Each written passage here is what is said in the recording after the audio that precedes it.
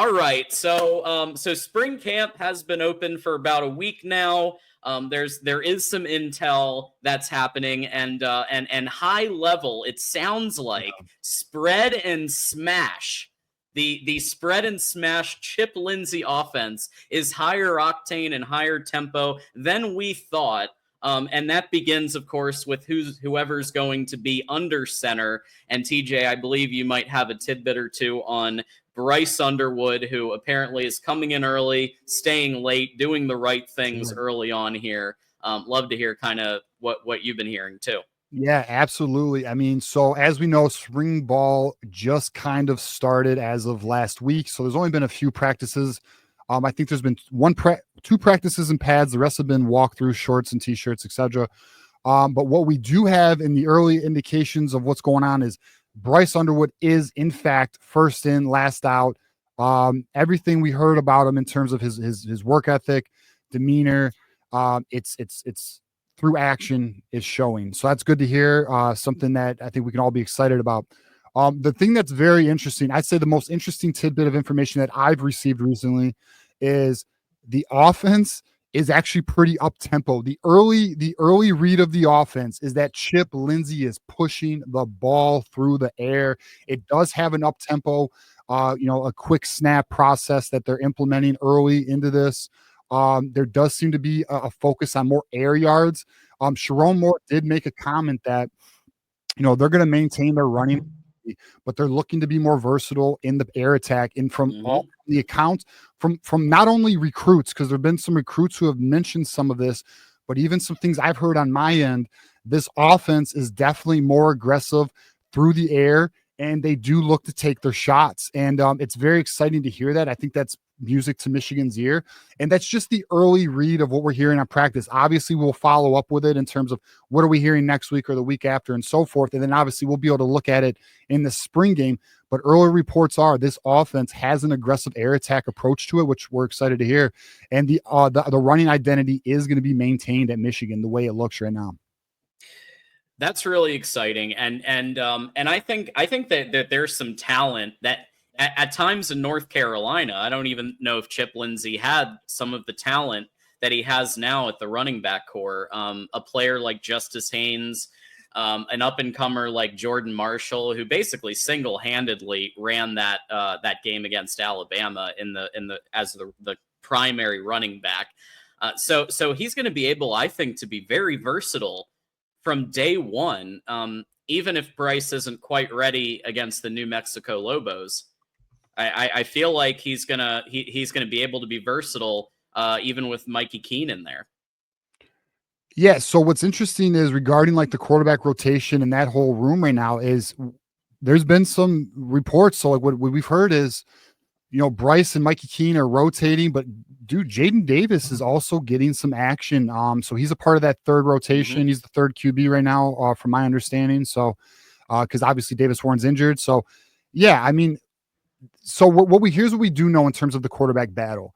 I believe, and it was either Chip Lindsey or Sharon Moore, I'm not sure, but one of them said they're each going to get the same amount of reps.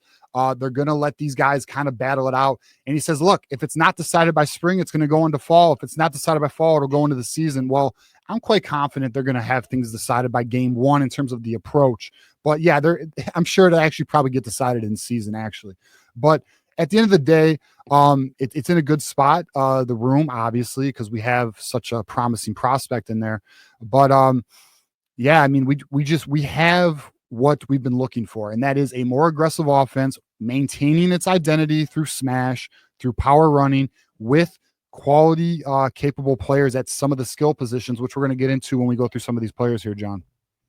Yeah, for sure. And obviously offensive line, being a big factor. One of the key pieces that we predicted, and I think we were the only ones on the scene that were putting our whole chest out and saying we expect Giovanni El Hadi to make a move to left guard. And sounds like there's some smoke on that in camp, that he's been placed there.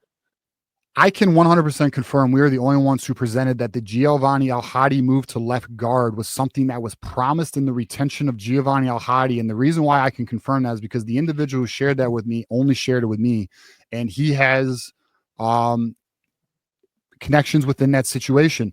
And on top of that, and I'll be honest, and if you guys remember the show we did about 2 or 3 weeks ago, I brought up to you guys that, word is that Giovanni Alhadi is actually playing left guard, which has been one of the concerns from us, and that was part of the agreement for him to return to Michigan, as there were other schools offering more money for him to go elsewhere. He stayed at Michigan. He wanted to go back to the position that he feels best at, which is left guard, his original position. And what's very interesting about this, John, is we now have video evidence, and as well as other evidence from behind, in terms of other people saying, yeah, he's playing left guard right now. Mm-hmm. That's where Giovanni Alhadi is. And at first, what I was saying was, initially I was kind of I was like, are you sure? You're like, so I took it with a grain of salt. I did bring it to you guys about 2 weeks ago, maybe 3 weeks ago. And I did say, well, this is what we're hearing, but we'll see. Well, it turns out it's true. And this individual is somebody I'm going to lean on a little bit more through spring practice, because he appears to have some ins.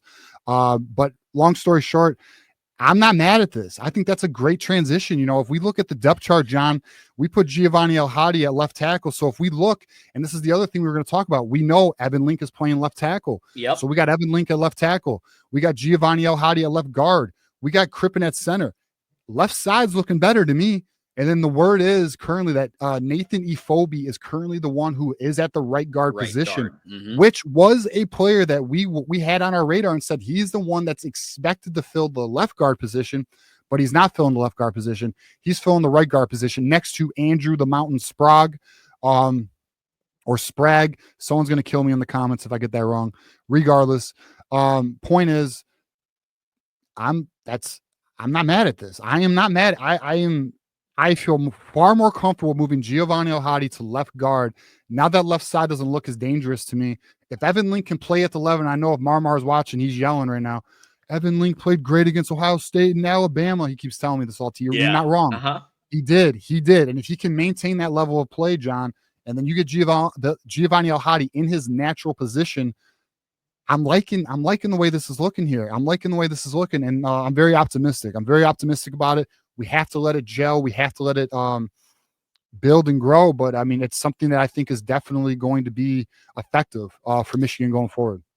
Yeah, and obviously before we jump off of O-line, I do think it's worth wondering where Lawrence Tatar is going to fit into all of this when he joins the show, because this line does seem like it makes sense. But no offense to Afobe, I mean, Afobe might be somebody that's looked at to where if Tatar's going to beat somebody out, I don't think it's going to be. I think the only person, there's two options. I think Evan Link, but he's not a tackle, so Tatar is not a tackle. And the other option I would say would be Afobe, and everyone else I think is. Well, I feel fairly, I don't know, seem like a little more confident.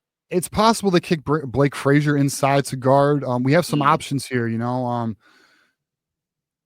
is it possible Babaloa is ready at some point this season and you could put him into this 5? I mean, we have options and we have talent. It's not like we have some guys and no, we have talent. We just have some roles that are not quite established yet. But no, man, I'm actually pretty learning about the Giovanni Alhadi news, seeing it actually on camera. They showed it in one of the clips for the spring practice, confirming it, and then also hearing, through the grapevine that is his position. I'm pretty happy about that, John. But we can transition to some of these other players. Some of the other players we're kind of hearing some rumblings about, John. Yeah, so I think that so Donovan McCulley is getting some noise at primary wide receiver, which I think is not a shock to anybody who's been paying attention. He's got some obviously familiarity with some of these concepts that they're running, and he's got that experience that is so needed at that position. So he seems like the primary X. But don't count out. Obviously, we've got Smaj, and then we've got Fred Moore. So we said that by game one, it might be Andrew Marsh taking the Z position, the other receiver that isn't the slot. But right now, it does look like Fred Moore is getting those snaps.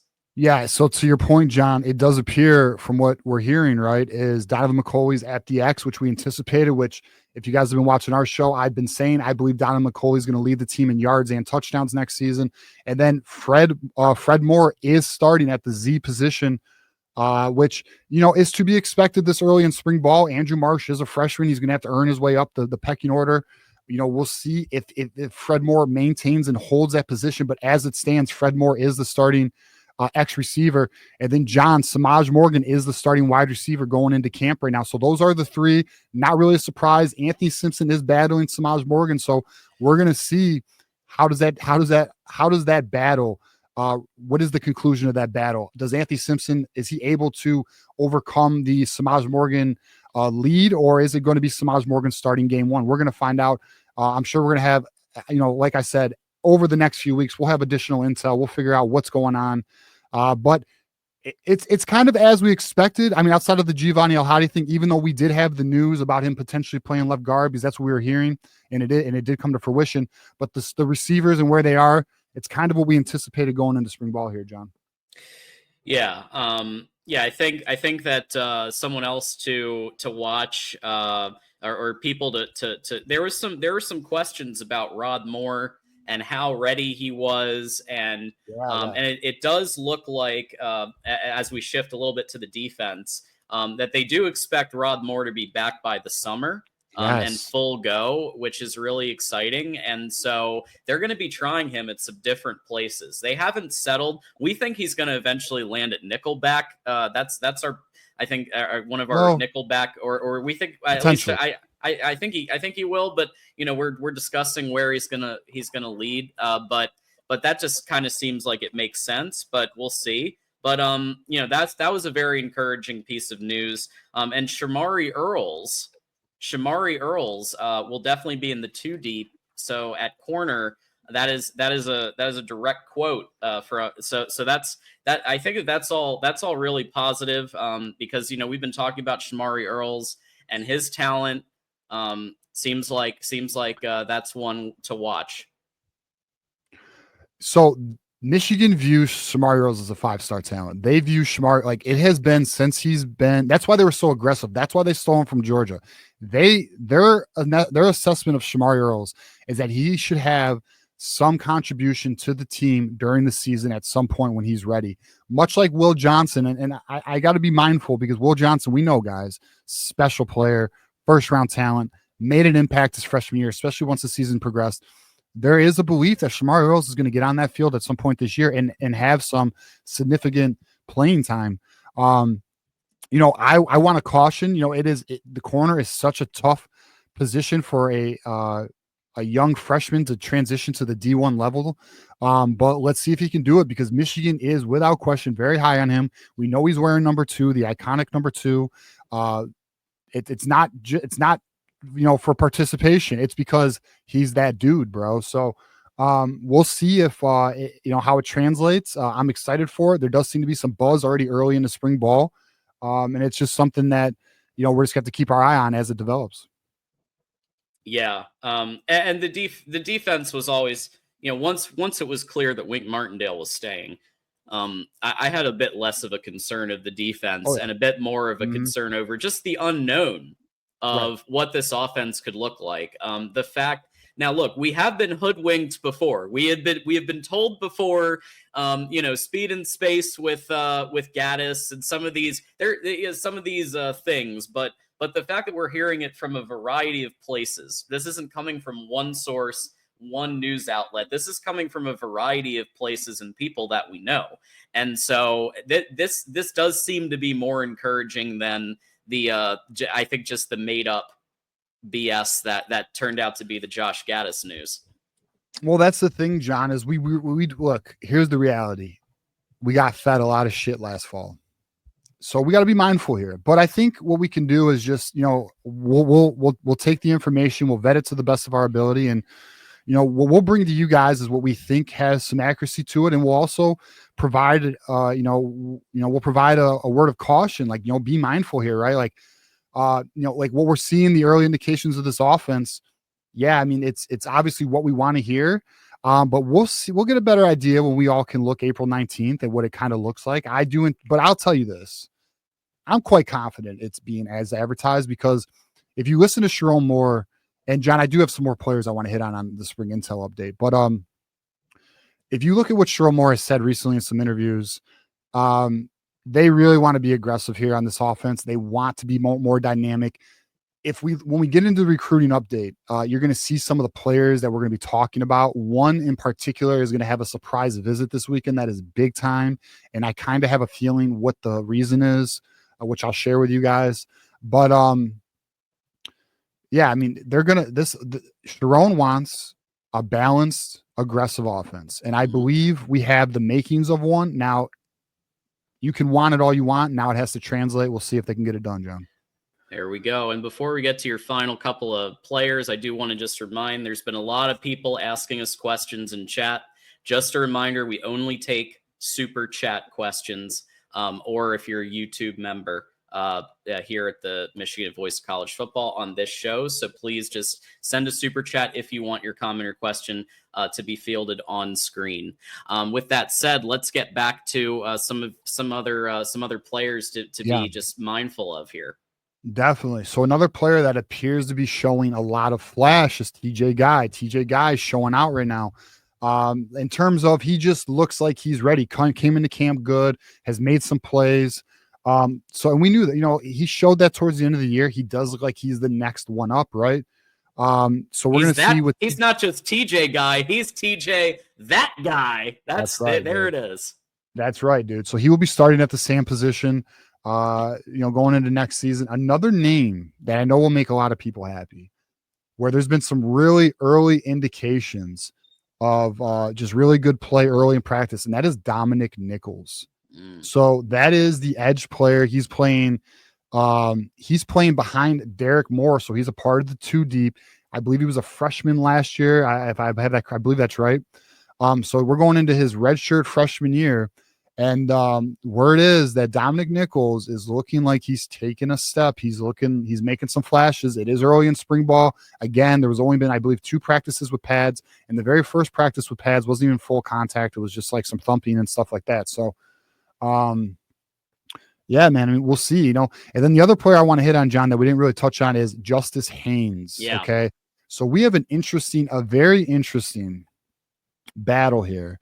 That is probably the second most anticipated battle outside of the Bryce Underwood, Mikey Keene, and that is the Jordan Marshall, Justice Haynes, who is the true RB1.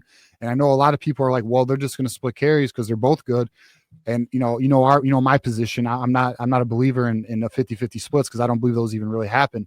But Justice Haynes is looking like a problem. Like, he's going to be a serious producer this year. Just by all accounts, just his mentality too, by the way, one of those hardworking, you can see it through actions. You can see it off the field, on the field. Justice Haynes has been pretty impressive early on, is what I'm hearing. So, we'll be on the lookout, guys. Hopefully next week we can provide some more intel for you guys, give you guys better insight on what's going on. We get a few more padded practices in, but I think the early info out of camp is fairly positive. Now let's see how it goes and as it progresses, and of course we'll get to really see April 19th. And that's interesting. There are some rumblings and some smoke about Jordan Marshall, but that Justice Haynes looks like an absolute beast. So that could go down to the week before New Mexico, or even through the season. I think they're both going to play. Both really, really strong talents. They'll both play. It's just, what is the distribution? What is the share percentage, right? I'm of the camp that it's going to be about 65-35 Justice Haynes. That's my prediction right now. We'll see how accurate it is. I just anticipate Justice Haynes getting a lot of those carries. I do think Jordan Marshall will get run. I'm not saying he won't. He will. But I just think I think they're going to lean on Justice Haynes. I really do.